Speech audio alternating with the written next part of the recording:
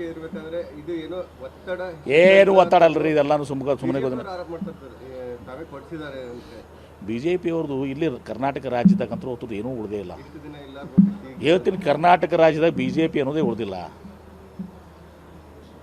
ಛಿದ್ರ ಆಗ್ಯದ ಏನ್ರಿ, ಮೈಕ್ರೋಸ್ಕೋಪಿಕ್ ಗ್ರೂಪ್ ಆಗ್ಯದಾವೆ. 20 ಗ್ರೂಪ್, 20 ಬಾಗಿಲುಗಳು, 100 ಕಿಟಕಿ ಏನ್ರಿ. ಮೊದಲು ನಿಮ್ಮ ಮನೆ ಶುದ್ಧ ಮಾಡ್ಕೋರಿ, ಮಂದಿದು ಏನು ಮಾತಾಡ್ತೀರಿ.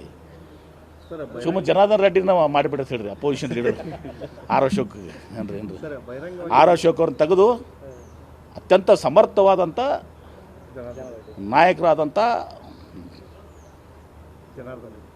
ದರೋಡೆಕೋರರಾದಂಥ ಜನಾರ್ದನ್ ರೆಡ್ಡಿ ಅವರು ಮಾಡಿರ್ತಾರೆ. ಅರೆ ಇವೆಲ್ಲ ಏನಾದ್ರು ಉತ್ತರ ಕೊಡ್ತಾರೆ, ಏನಾಗೋದದ ಏನು ಅದರಿಂದ ಏನಾಗೋದದ ರೀ.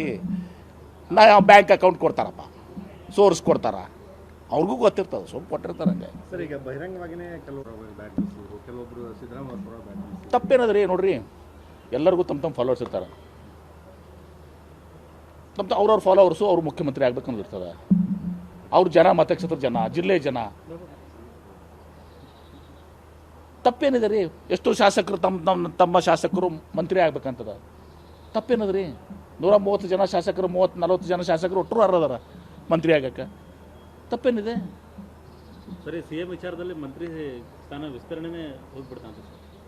ಡಿಸೆಂಬರ್ಗೆ ಆಗ್ತೀವಿ ಅಂತ ಅನ್ಕೊಂಡಿದ್ರು. ಅದು ಪಾರ್ಟಿ ಡಿಸೈಡ್ ಮಾಡ್ತಾರೆ. ಹೈಕಮಾಂಡು, ಮುಖ್ಯಮಂತ್ರಿಗಳು, KPCC ಅಧ್ಯಕ್ಷರು, AICC ಪ್ರಧಾನ ಕಾರ್ಯದರ್ಶಿಗಳು ಎಲ್ಲ ನಿರ್ಧಾರ ಮಾಡ್ತಾರೆ. ನಮ್ಗೆ ಗೊತ್ತಿಲ್ಲಪ್ಪ, ನಾ ಹೈಕಮಾಂಡ್ ಅಲ್ಲ, ಮಾಡ್ತೀವಿ ಅದನ್ನು. ಮಾಡಿದ್ದೀವಿ, ಮಾಡಲಿ ಯಾವಾಗಲೂ ಕೂಡ ಸಿದ್ದರಾಮಯ್ಯ ಅವ್ರ ಪರವಾಗಿ ಗುರುತಿಸ್ಕೊಂಡವರು, ಅವ್ರ ಪರವಾಗಿ ಈಗ ತಮ್ಮ ಈ ರೀತಿ ಒಂದು ಬದಲಾವಣೆ ಸೃಷ್ಟಿಯಾಗಿದೆ. ಈ ಇದರಲ್ಲಿ ನೋಡಿ, ಎಲ್ಲರೂ ಯಾರು ಬಂದು ಹೇಳ್ತೀನಿ ಕೇಳಿ, ಸಿದ್ದರಾಮಯ್ಯನ ಹಿಡ್ಕೊಂಡು MB ಪಾಟೀಲ್ ಎಲ್ಲರೂ ಕಾಂಗ್ರೆಸ್ ಪಕ್ಷದ ಪರವಾಗಿ.